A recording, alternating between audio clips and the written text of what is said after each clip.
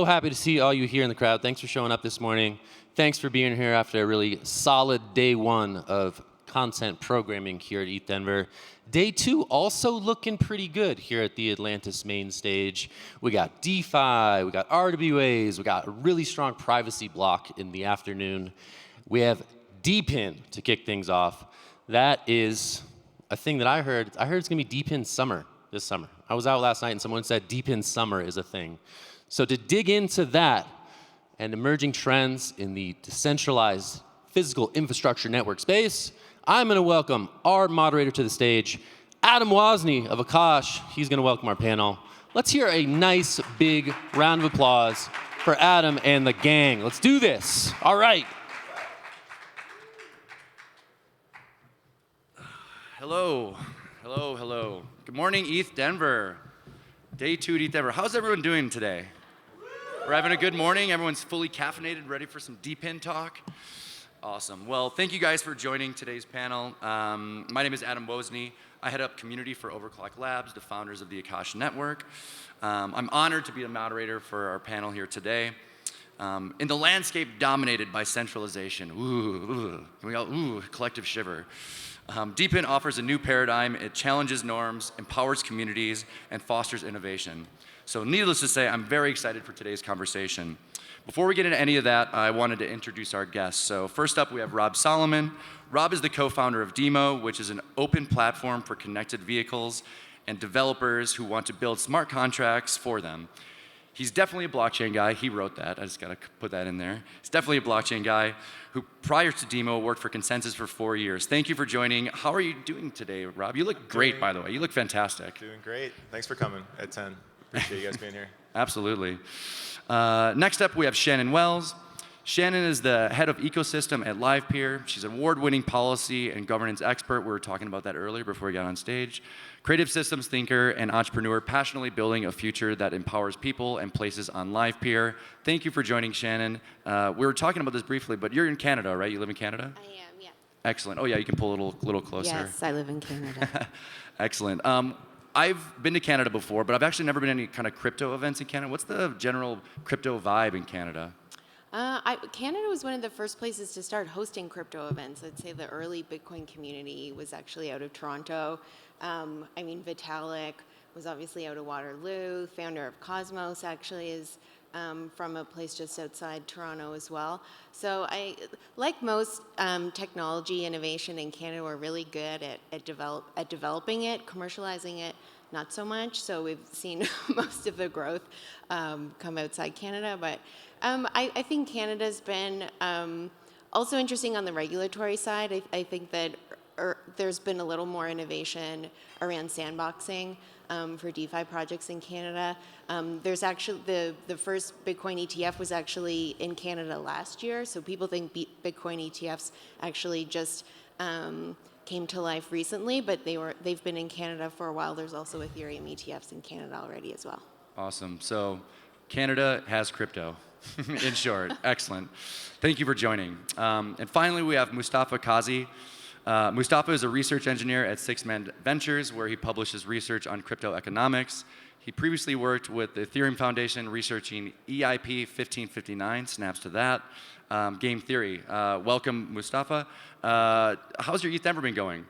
It's good. It's good. It's a lot more, like poppin', I think, than last year. And Poppin', I like even that. The side events are like 2-3 times as big, so it's great to see.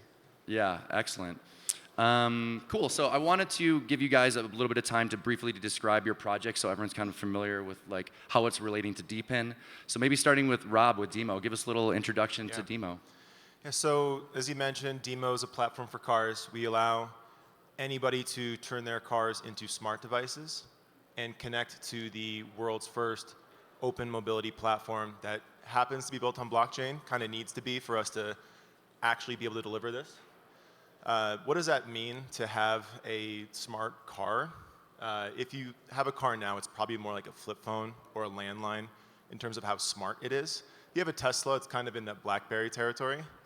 But we're here to usher in that iPhone moment for cars, where connectivity, data, identity, and a kind of a shared digital infrastructure for vehicles leads to an explosion of apps and use cases. You can think of, like, we've been talking about Web3 Uber since I got into crypto. Like, years and years ago, we make that possible, DeFi auto loans. Actually, the original idea for DIMO was you pull up to a parking garage, the sensors in the garage talk to your car, tell it where to go park, pulls your Ford in, pulls a BMW out to pull your, like, just that kind of shared digital infrastructure to build these types of applications. That's what we're building, and it could only really work with blockchain. I don't drive a Ford, so it's not pulling my Ford in. I have a Subaru, your sorry. Porsche Shout out to whatever, Subaru. Okay. I'm not getting paid by them. Thank you for that description, Rob. Yep. And let's move on to Shannon. Give us a quick description of Livepeer. What should folks know? Sure. So Livepeer is a decentralized video compute network, and we think of what DePIN is. It's a lot of different things. It can be compute networks, it can be storage networks, it can be bandwidth. And at Livepeer, we're really focused on video and the infrastructure stack needed for that. And so the most important part of compute regarding video is actually transcoding. And so we're a distributed global network of node operators who provide CPU and GPU compute through encoding and decoding chips on CPUs for transcoding. And why does transcoding matter? If you upload a video, if you record a video on your phone and you want to broadcast that to anyone, anywhere in the world on any device, no matter what their internet speed, that file needs to be repackaged. It needs to be kind of compressed and put in multiple different file formats. So that's really compute intensive, and it's really freaking expensive. YouTube sold to Google in 2008 because it couldn't cover its infrastructure costs. Twitch sold to Amazon because it couldn't generate enough revenue to cover its infrastructure costs. And that's all related to transcoding. So we have built software on top of this distributed infrastructure that is 10 times cheaper than traditional cloud service providers, whether that's AWS or MUX, because we don't run any data centers or have any CapEx overhead for the software we build. Right on. Thank you for that. Yeah, it sounds like you got a lot going on over there. It's really important stuff, so thank you. Let's move on to Mustafa. Hoping you could give a quick introduction to Six Man Ventures. Yeah, so Six Man Ventures was founded by Mike Dudas and Serge Karsargian about 4 years ago. We're an early stage Web3 fund, pre-seed, seed, Series A, and we invest in a lot of DePIN projects. I do research, so we pride ourselves on doing more data-driven research. We've done some pieces on token unlocks. We looked at over 5,000 unlock events and gave some recommendations on decisions.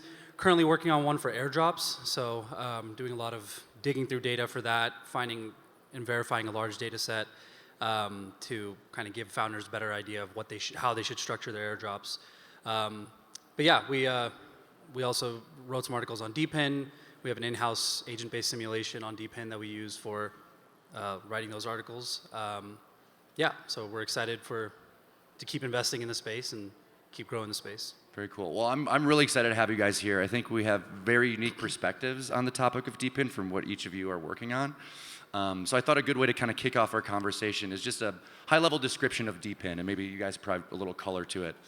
It's actually hard to find like a clear description of DePIN, so I kind of half created it, half pulled what I found online. But I want to get your guys' opinion on this. So DePIN is decentralized physical infrastructure networks. They're blockchain protocols that build, maintain, and operate physical hardware infrastructure in open and decentralized manner. At a high level, would you say that's pretty accurate, or would you guys like to provide any color to kind of your perspective on what DePIN is? Yeah, and I think one thing that's really important about these networks is that they're deployed by a diverse group of people. It's not like it's 4 companies in a consortium. It's often they're very popular, global, permissionless networks you can contribute to. Yeah, that's fair. Yeah, I think the decentralized nature is the most important thing, and it's the crypto incentive layer on top of that distributed network. I think that matters most when we talk about DePIN in this space. There is a lack of supply of compute needed for the increasing demand for things we want to do on the internet, most notably AI. I think AI has really been driving this current boom of DePIN, and I think it's probably, if we do get to DePIN summer, what will continue to sustain that. There's just an insatiable demand for people to use ChatGPT. Microsoft and OpenAI just released Soar, their text-to-video platform.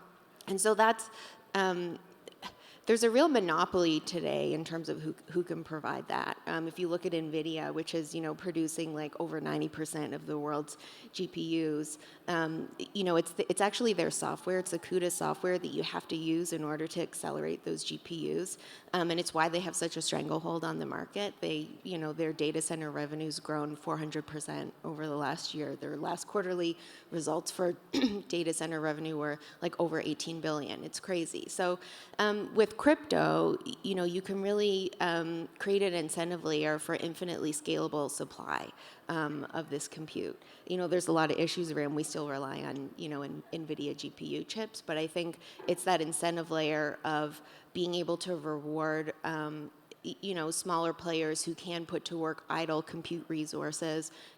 Folks on the Livepeer network also validate and provide resources to other DePIN projects, including storage. So I think it's that coordination layer across different, discrete aspects of specialized compute or specialized infrastructure that's really neat in Web3.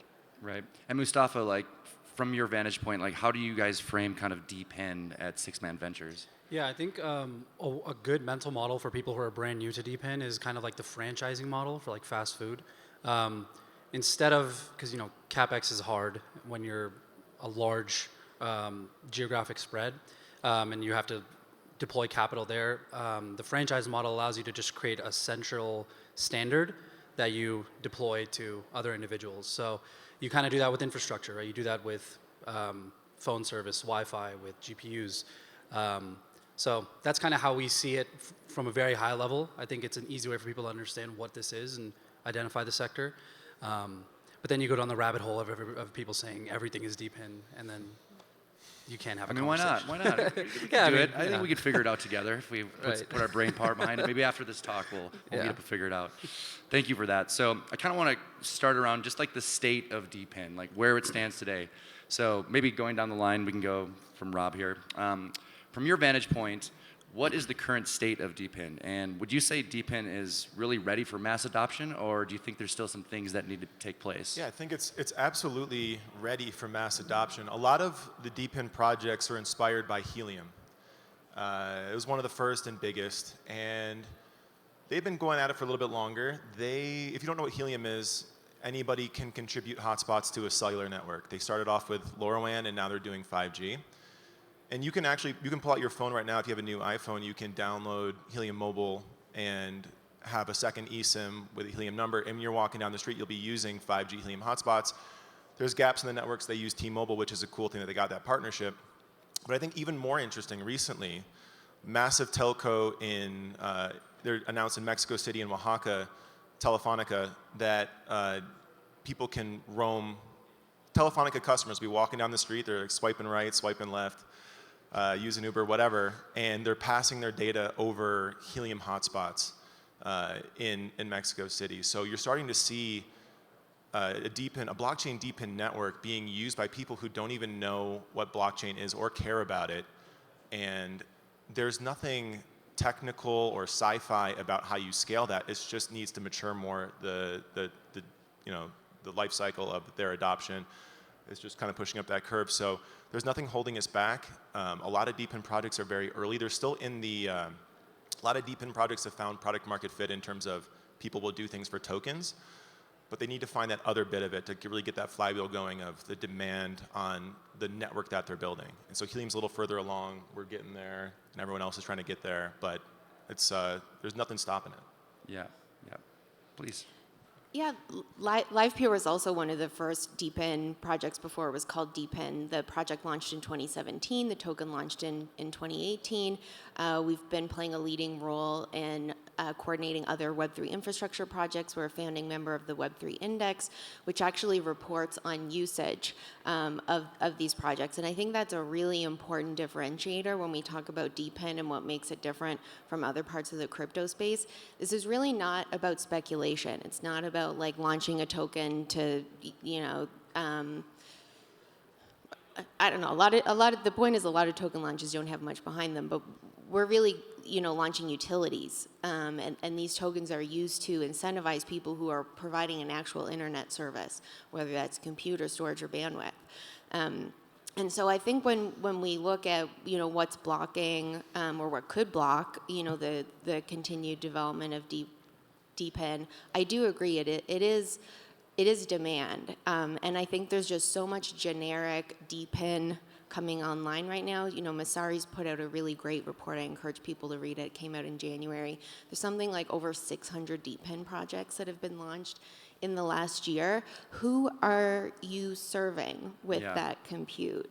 And if you don't have a good understanding of the end consumer use cases for the infrastructure that you're providing, you're probably not going to last very long. And at Livepeer, we've been laser focused on video and video workflows and media workflows to understand where are video and media consumer applications going, what are the infrastructure needs for that.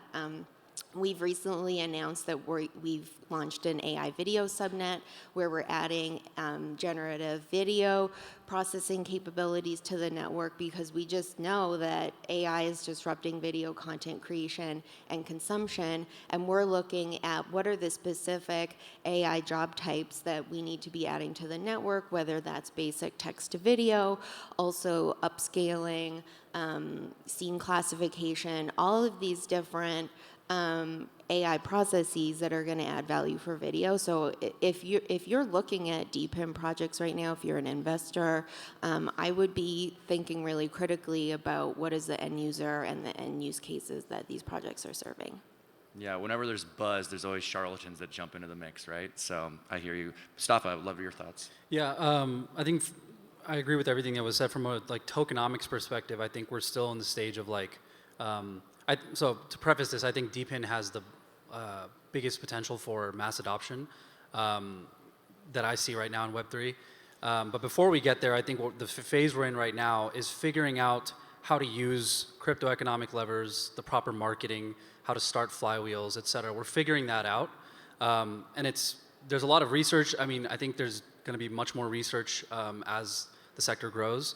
But I think that's kind of where we're at right now. That's what I see right now. And I think it's really good. I think it's better to test that now before we have something that really needs to scale if we're going to actually have proper mass adoption. Right.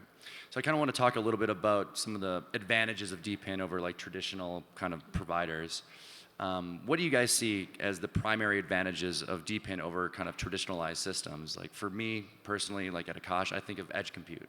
And it's a topic that kind of became popular a few years ago, and I think it's going to start kind of coming up again, because if your next door neighbor has server capacity and you can get that from them, latency goes down to 0. So it's just simple science, guys. So I would love to hear your guys' perspectives on the primary advantages of DePIN over kind of traditionalized services. Yeah, cool. So we get to build DIMO in more of a grassroots way. We get to go directly to drivers, onboard drivers. The automakers aren't even kind of part of this equation yet. If we had to go to, if the only way to build DIMO was to sign individual partnerships with every automaker, insurance company, car dealership, it would be absolutely impossible. So the fact that you can go directly to users, drivers, that's excellent. Sort of similar, or in the same theme of that, is the alignment. There's this unfortunate dynamic in building traditional corporate networks, right, where company raises millions and millions from investors, spends all of it on marketing and initial sign-up bonuses or whatever. You build this huge network. You have investors on one end who own it and control it, and then you have the users on the other end who have no owner. They've spent their credits. They were swayed by some marketing, but they're the ones who really make the network special. They're the ones who care about it. But the company and the product is beholden to the investor. And a lot of times they both want the product to be good, but they really want to extract value from the users. So you can build a more aligned network when the tokenomics allow you to distribute the control to users, stakeholders, in our case, automakers, drivers, that kind of thing. So that's excellent. And then also in the theme of alignment, the security and reliability guarantees you can get with blockchain are really special. Our network too, it would not work if we were this centralized company that could turn off API access at any point, impose a 30% Apple app tax kind of thing. It needs to actually be infrastructure in order for automakers to trust it, banks to trust it, insurance companies to trust it. So again, I mentioned earlier, like we couldn't do this without blockchain, like for all those reasons. Like without any one of those three things, DIMO could not exist. And that's why it hasn't existed historically and why it will soon mature and exist in a big way for people very soon. Right. Yeah, I look at this from a really global macro perspective, a global macroeconomic perspective. The 5 largest companies and the most profitable companies in the world are internet service providers: Google, Amazon, Apple, and now NVIDIA. There are very few people who benefit from the returns to the infrastructure that these companies have a monopoly over. So that's why I entered the space, and I had a career doing a lot of other things before I entered crypto. And so that's ultimately what I think the potential is here. But other than being, I think, a more fair, equitable, and democratic way of doing business on the internet, I think there's like 3 really practical advantages that DePIN projects have over the centralized Web 2 internet companies today. One is just the infinite scalability. So if you're Google or NVIDIA even, you're reliant on a few providers of that infrastructure. There's just huge capex and there's huge startup costs to be able to provide the infrastructure needed to power the applications you want to provide at the end of the day. With crypto networks, you can just bootstrap smaller providers in a global network permissionlessly, so anyone can come into that network and get rewarded. There's also the resiliency and the reliability in decentralized networks that you don't have with one central point of failure and 1 or 2 large data centers that are powering Google. And we see that in our networks. If one node goes offline, there's hundreds of others that can come in and take up those jobs. And I think that ultimately it's about cost efficiency as well. You can provide software developer tooling that is 10 times cheaper than what you would be paying to NVIDIA to use CUDA, because it's the only software that's going to accelerate their hardware. Right, and just to add to that before I hand it over to Mustafa, at Akash, all product features, updates go through community governance. And I can't think of a time that some other nameless providers of compute have gone to their community and say, will you vote on this and see if we can actually do it? Can you please vote on this? So going through the community is like a way, it's a benefit, right? It's a value add to actually making our network that much stronger. But yeah, would love to hear what your thoughts on our advantages of kind of DePIN over centralized services. Yeah, we actually wrote a piece on this very topic. So we kind of outlined 3 things that we thought were, for the generalized DePIN model, better than centralized. First one is risk tolerances, right? So you kind of mentioned this. I think like when you have just a centralized entity, they have a single risk tolerance that changes based on which stage they're in. Whereas when you have this grassroots kind of thing where there's a bunch of different people with different risk tolerances, then you can do a much more dynamic capital formation. That's just a better way to bootstrap a network. On top of that, the second reason is that you can get access to future cash flows like now. So the providers who are getting paid for their investment get access to those cash flows as soon as their services are being used. So we think that's a benefit and something that can actually incentivize more providers to get into the network. And lastly, your profits, and this is where the token comes into play. I think a lot of people wonder, why do you need a token? We think you need a token because you need something that grows in value with the network. So your past profits will grow even more as the network theoretically grows in value, and as more people join, as your service gets better. It's just all of those things I think combine to make like a perfect incentive scheme for to kickstart flywheels and to get like good dynamic service out there. Right. So I have time for maybe a couple more quick questions here. So I want to talk very briefly about privacy and kind of data management on DePIN networks. It's actually one of the things that I've seen kind of come up in conversations many times when we talk about things at Akash, and I'm sure you guys have dealt with these things too.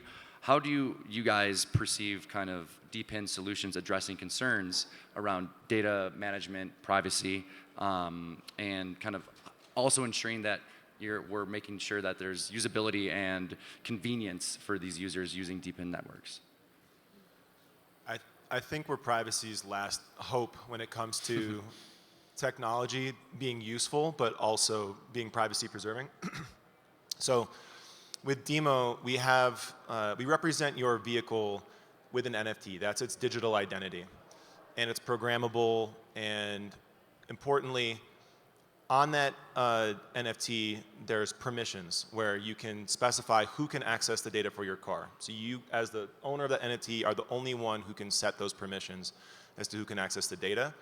The NFT also points to where the data is being stored. So right now, we're the only host of vehicle data on the network. But in the future, just like email, you can choose Google, Microsoft. You can store your own emails if you want, right? Email's not encrypted. We will be, or we are. But you'll be able to choose where your data is stored, you'll be able to choose who can access it, and you will not have to compromise on usability. For a developer building on the network, you log in, you connect your wallet, the vehicle ID points to where the data is being stored. They use the storage provider runs a common open source client that makes sure that whoever's requesting the data via API has the right permissions for it, has paid DIMO tokens for it, and they can retrieve it. So you can kind of imagine that allows you to build really rich applications, all the benefits of normal connectivity, but without any of the, I just have to trust Google, Apple, Microsoft, Amazon, whatever, with every secret about my life, and oh, there's data breach, oops, now I need credit monitoring, oh God, So we can be the solution for that. Very cool. Yeah, I think data provenance and authenticity is really important when we think about, especially in a new AI context. So how do you prevent against deep fakes? How do you ensure that people who create content can be rewarded for that, as it's shared? Livepeer's been doing a lot of work around verifiable video and content authenticity, and just like a couple of use cases on this. So there are a lot of independent journalists in the world who work really hard to put stories online. A lot of news is now consumed on social media platforms that are using large language models to just scrape user data. So you have the hard work of an independent journalist that's getting shared over hundreds of platforms without any attribution or ability to get rewarded for that content. So this is an area that like Web 2 companies have also been working on, but they haven't yet leveraged public blockchain solutions. So we're really excited at Livepeer to contribute to that. We are part of the Content Authenticity Initiative and the C2PA standard that's being led by Adobe and others. And I'm excited for blockchain solutions like attestations, creator-signed content, where we store those on public blockchains. I think that'll be really important. Right. Yeah, I think that this is the best equipped or the most well-equipped industry for privacy. It just requires projects being open source, being transparent about their data, and I think it's possible that early on in a project you're going to have a centralized entity that's storing data, but as long as there's open protocols there about how that's being stored, whether it's on chain or not, that's all really important. So I do think we're in a good place for that, and I don't think we've had any major problems with that, specifically in DePIN. Yeah, knock on wood. Yeah. Cool. So quick little lightning round. We have about 2 minutes left before we have to go. This has been fantastic. Thank you guys for kind of doing this today. Looking ahead, what are some of the emerging trends or innovations you guys anticipate in the world of DePIN? What does it look like in the future? I'm excited to see more composability between projects. We're an automotive one. Would love to see DeFi auto loans, OpenSea style NFT marketplaces, people registering their car in the DMV. That's going to become really magical for folks.